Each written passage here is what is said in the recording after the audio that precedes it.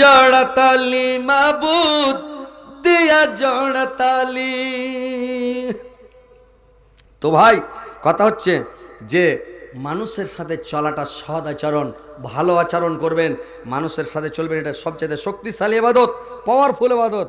মানুষের সাথে ভালো ব্যবহার করবেন, মানুষকে দুঃখ কষ্ট আঘাত দিবেন না, কষ্ট দিবেন না, মানুষের উপরে জুলুম করবেন না, অত্যাচার করবেন না। যারা মানুষকে অপমান বেজ্জত করে, কায়ামাতের দিন অর্ঘ দুরুদা সেটা কেমন হবে শুনেলেন।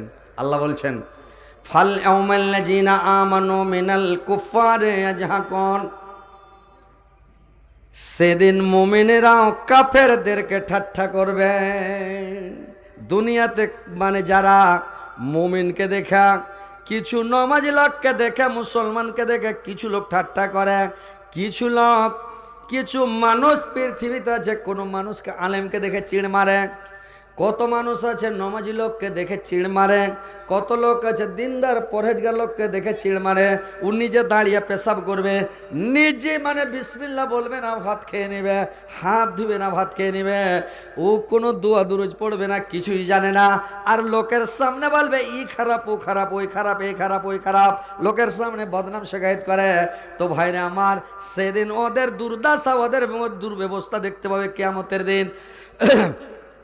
আলাল আরায়াক আনজরন, তারা পালঙ্কে বসে বসে তাদের দুর্ব্যবস্থাগুলো দেখতে পাবে।